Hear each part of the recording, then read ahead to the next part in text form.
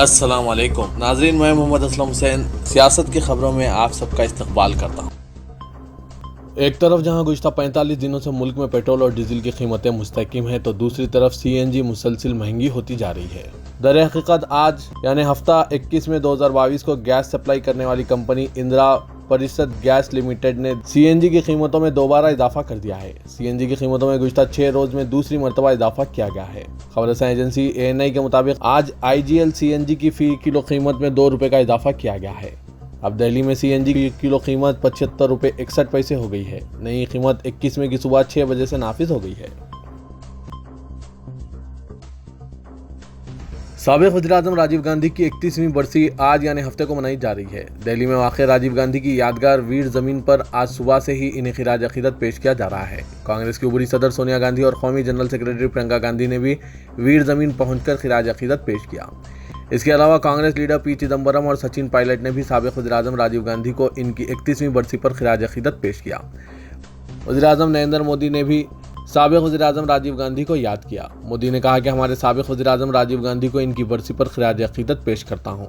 वज़ीर-ए-आज़म नरेंद्र मोदी ने आज सुबह एक ट्वीट करते हुए इन्हें खिराज अक़ीदत पेश किया। Congress leader Rahul Gandhi India's for India conference में शिरकत के लिए लंदन की कैम्ब्रिज यूनिवर्सिटी पहुंचे हैं। वहां उन्होंने बीजेपी पर शदीद हमला किया। राहुल गांधी ने कहा कि कांग्रेस पहले की तरह हिंदुस्तान को हासिल करना चाहती है, इसके लिए वो लड़ रहे हैं, जबकि बीजेपी हमारी आवाज़ को दबाने की कोशिश कर रही है। राहुल गांधी ने चीन को लेकर मरकजी हुकूमत को भी घेरा।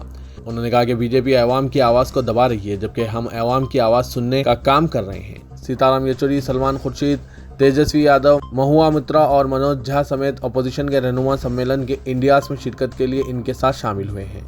राहुल ने कहा कि कांग्रेस हिंदुस्तान को दोबारा हासिल करने के लिए जंग लड़ रही है। अब ये एक नजरियाती लड़ाई है। उन्होंने कहा कि बीजेपी और संघ परिवार हिंदुस्तान को एक जोग्राफियाई के तौर पर देखते हैं, लेकिन कांग्रेस के लिए हिंदुस्तान लोगों से बना हुआ मुल्क है। ताहम उन्होंने ये भी एतराफ़ किया कि कांग्रेस अंदरूनी कश्मकश, बगावत, इन्हराफ और इंतखाबात में शिकस्त से लड़ रही है। ज्ञानवापी मस्जिद से मुतालिक गैर ज़रूरी तौर पर खड़े किए गए तनाज़े में जुम्मे को सुप्रीम कोर्ट ने न सिर्फ अहम फैसला किया, बल्कि वाराणसी में जज्बात को ठंडा करने की कोशिश भी की। कोर्ट ने मामले की समाअत सिविल कोर्ट से लेकर जिलाई अदालत को सौंप दी और कहा कि कोई तजुर्बाकार जज ही इस मामले पर समाअत करें। जुम्मे को हुई समाअत में हिंदू और मुस्लिम फरीक के दरमियान तल्ख बहस देखने को मिली। इस दरमियान अदालत उज़्मा ने इस मामले की हसासियत को देखते हुए इसे जिलाई जज को मुंतकिल कर दिया। केस पर अब सिविल जज सीनियर डिवीजन वाराणसी की जगह जिलाई जज वाराणसी समाअत करेंगे। सुप्रीम कोर्ट ने साथ ही यकीन दिलाया कि सभी फरीकीन के मफादात का तहफ़्फ़ुज़ हर हाल में किया जाएगा। नौजवान दलित लीडर और आज़ाद रुकने असेंबली जिग्नेश मेवानी ने पट्टेदार तहरीक के अहम लीडर हार्दिक पटेल के कांग्रेस पार्टी को खैराबाद कहने पर शदीद तनकीद की। उन्होंने हार्दिक पटेल के पार्टी छोड़ने और फिर लीडरशिप के साथ साथ पार्टी के नज़रियात पर तनकीदें करने का सख्त नोटिस लिया और कहा कि आपके पार्टी से इख्तलाफात हो सकते हैं, पार्टी लीडरान से भी इख्तलाफात हो सकते हैं। ये बहुत अच्छी बात है कि पार्टी में आप इख्तलाफ राय रखने के बावजूद बरकरार हैं और आपको मुसलसल तरक्की दी जा रही है, लेकिन यह कहना है कि कांग्रेस पार्टी गुजरात या मुल्क मुखालिफ है, सरासर बददियानती और झूठ है।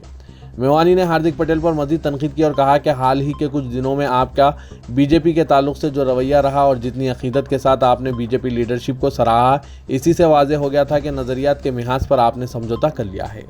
जिग्नेश मेवानी जो जल्द ही कांग्रेस पार्टी में शामिल हो सकते हैं। उन्होंने मजीद कहा कि कांग्रेस पार्टी ने हार्दिक पटेल को हर मुमकिन मदद फराहम की है, इन्हें आगे बढ़ने के तमाम मौके दिए और इन्हें रियासती यूनिट का कारगुजार सदर तक बना दिया, लेकिन हार्दिक पटेल शुक्रगुजार नहीं बन सके।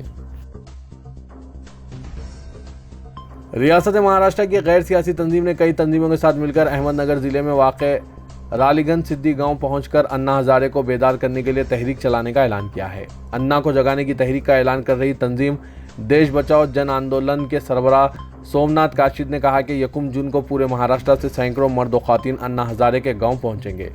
काशिद ने कहा कि हम अन्ना की तवज्जो महंगाई और ईंधन की कीमतों में ज़बरदस्त इजाफा, खुसूसन रसोई गैस जिसने आवाम के लिए ज़िंदगी को मुश्किल बना दिया है, इस पर ध्यान मरकूज करने के लिए वहीं पर ढोल बजाओ अन्ना जगाओ तहरीक शुरू करेंगे, क्योंकि वो लोगों की परेशानियों से अनजान लग रहे हैं और कुंभकर्ण की तरह आराम से सो रहे हैं। रियासत उत्तर प्रदेश के वाराणसी शहर में चल रहे ज्ञानवापी मस्जिद तनाज़े के बीच नमाज जुमा के मौके पर आम दिनों की बनिस्बत हजारों फर्जंदान तौहीद जमा होकर नमाज जुमा अदा की। मस्जिद के अंदर जगह की कमी की वजह से विश्वनाथ धाम के गेट नंबर 4 के बाहर जमा मुसल्लियों को वापस लौटना पड़ा और गेट बंद कर दिया गया, जिसकी वजह से कुछ देर अफरा तफरी की सूरत हाल देखी गई। सिक्योरिटी के पेश नज़र चौकसी बढ़ा दी गई थी। पुलिस इंतजामिया अलर्ट हो गई थी। वाराणसी की ज्ञानवापी मस्जिद में जुमे की नमाज के हवाले से अंजुमन इंतजामिया मस्जिद कमेटी ने अपील की थी कि लोग जुमे की नमाज के लिए हुजूम न बनाएं, क्योंकि अफरा तफरी का अंदेशा पैदा हो जाएगा। लेकिन फिर भी हजारों लोगों ने ज्ञानवापी मस्जिद का रुख किया और नमाज जुमा में शिरकत की।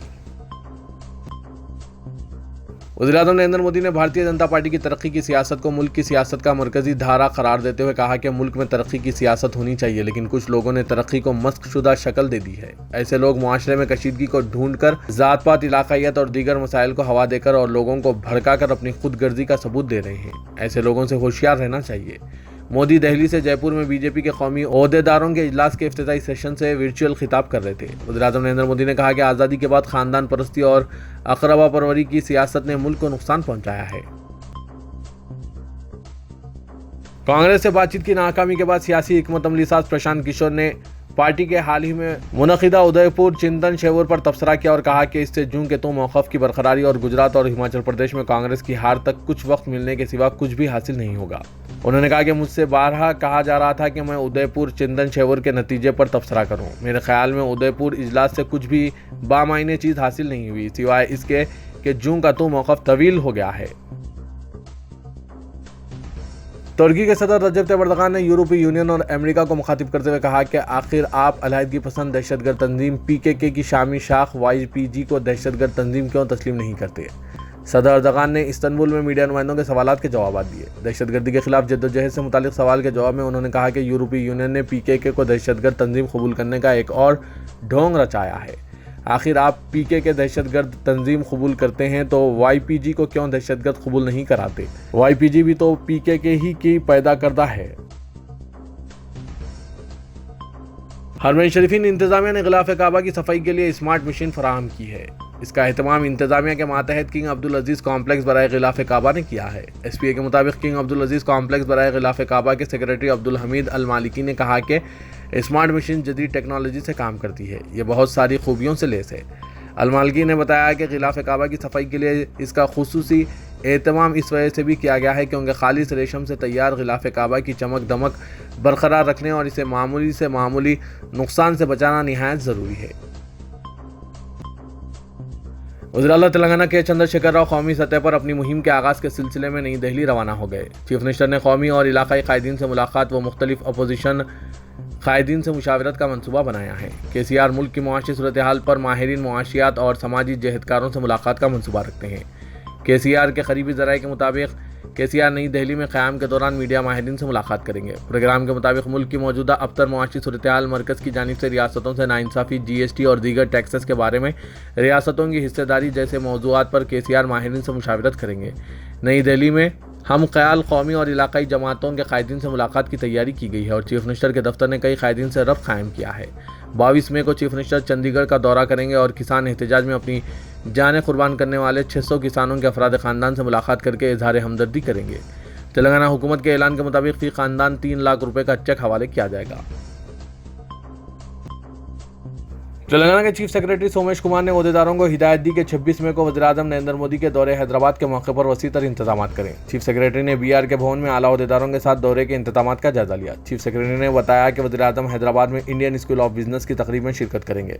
सोमेश कुमार ने ओहदेदारों को हिदायत दी कि प्रोटोकॉल के मुताबिक तमाम महकूमाजात बेहतर तालमेल के जरिए नक़ाइस से पाक इंतजाम को यकीनी बनाएं। महकूमाजात के दरमियान तालमेल की कमी न होने पाए। इजलास में director general police Mahendra Reddy, special chief secretary बल्दी नज़्म व नक्श Arvind Kumar, special chief secretary G Sunil Sharma, principal secretary महकमा दाखिला रवि गुप्ता और दूसरों ने शिरकत की। रियासती वजीर IT व सनत KTR ने कहा कि तेलंगाना सारे मुल्क के लिए रोल मॉडल में तब्दील हो गया है। बरतानिया के दौरे के मौके पर लंदन के हाई कमीशन ऑफिस में मुनक़िदा इजलास से खिताब करते हुए उन्होंने इन ख्यालात का इजहार किया। इस मौके पर हिंदुस्तान और बरतानिया के अहम सनतकार और दूसरे मौजूद थे। डिप्टी हाई कमिश्नर सुजय जोए घोष और नेहरू सेंटर के डायरेक्टर रमेश त्रिपाठी ने इसका अहतमाम किया था। KTR ने कहा कि हिंदुस्तान को दुनिया से मुकाबला करने और आगे बढ़ने इनकलाबी इंतजामी इस्लाहात की ज़रूरत है। टीआरएस ने आइंदा इंतखाबात की तैयारियों का आगाज कर दिया है। ग्रेटर हैदराबाद पर तवज्जो मरकूज की है। ऑपरेशन आक्रोश के तहत बीजेपी कॉरपोरेटर्स को टीआरएस में शामिल करने की मुहिम का आगाज हो गया है। ताहाल 13 कॉरपोरेटर्स से तबादला ख्याल किया गया, जिनमें 8 ने रजामंदी का इजहार किया है।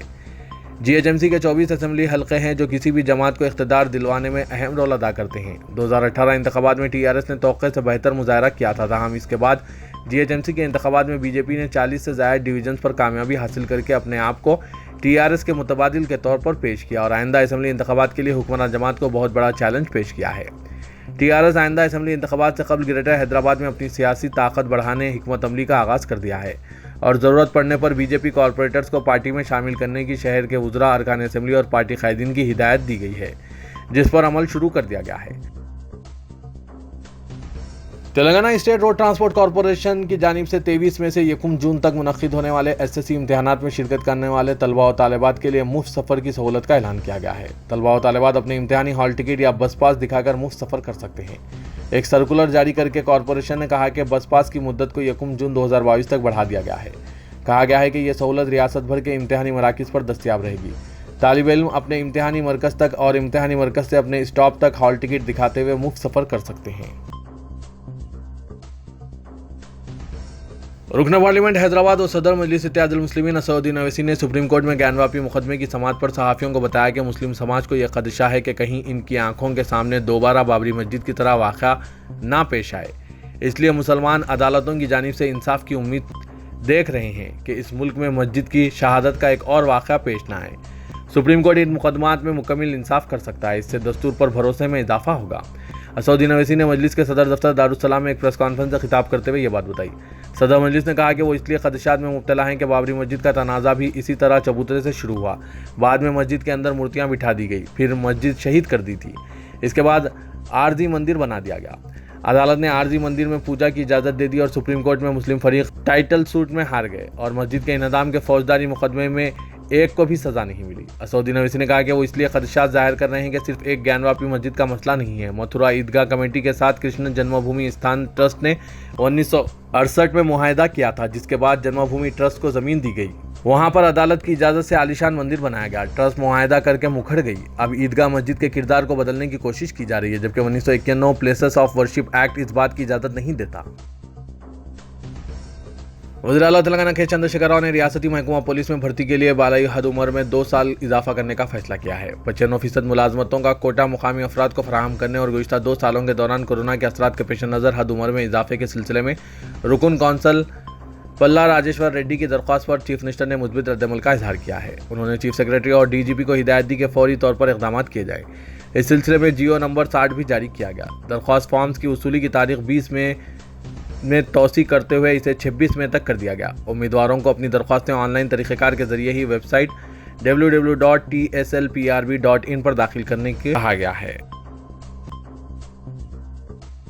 सुप्रीम कोर्ट ने वेटरनरी डॉक्टर दिशा इस्मत रिजी केस मुलजिमीन के इनकाउंटर को फर्जी करार देते हुए केस को तेलंगाना हाईकोर्ट के हवाले कर दिया। चीफ जस्टिस एनवी रमना पर मुश्तमिल बेंच ने अपना फैसला सुनाते हुए ये कहा कि जस्टिस वीएस सिरपुरकर कमीशन की रिपोर्ट को मंजर आम पर लाया जाए और खाती ओहदेदारों के खिलाफ कत्ल के मुकदमे के तहत कार्रवाई की जाए। अदालत ने अपने फैसले में कहा कि वेटरनरी डॉक्टर दिशा की इस्मत रिजी के बाद शादनगर पुलिस ने 4 मुलजिमीन मोहम्मद आरिफ, जल्लू शेवा, जल्लू नवीन और सीएच चिन्ना केशवलू के खिलाफ मुकदमा दर्ज करते हुए इन्हें गिरफ्तार किया था और बादजान 2019 में शहर के मजाफती इलाके चिंतानपल्ली की झाड़ियों में एक इनकाउंटर में इन 4 मुलजिमीन को हलाक कर दिया गया था, जिस पर महलूकीन के विरसा ने सुप्रीम कोर्ट में मुफाद आमा के तहत दरख्वास्त दाखिल करते हुए पुलिस की कार्रवाई को दस्तूर के खिलाफ होने और खाती ओहदेदारों के खिलाफ कार्रवाई का मुतालबा किया।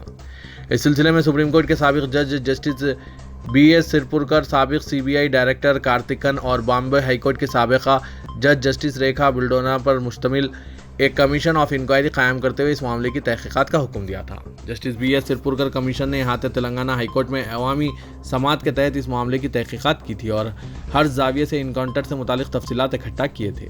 कमीशन ने सुप्रीम कोर्ट में दाखिल की गई रिपोर्ट में ये कहा कि पुलिस ने जो मनगढ़ंत कहानी नौजवानों के खिलाफ बनाई है वो गलत है और नाकाबिल कबूल है। अदालत ने अपनी रिपोर्ट में जाहिर किया कि 4 नौजवानों की मौत पुलिस की गोलियों से हुई है और पुलिस का यह दावा कि मुलजिमीन ने मौके वारदात पर ले जाने के दौरान उन पर हमला किया था और दिफा के तहत उन पर गोलियां चलाई थी। कमीशन ने अपनी तहकीकात में यह पता लगाया कि केस में मुलविस 4 मुलजिमीन ने पुलिस पार्टी से उनके हथियार नहीं छीने थे और न ही पुलिस ओहदेदारों को ज़ब्त किया था।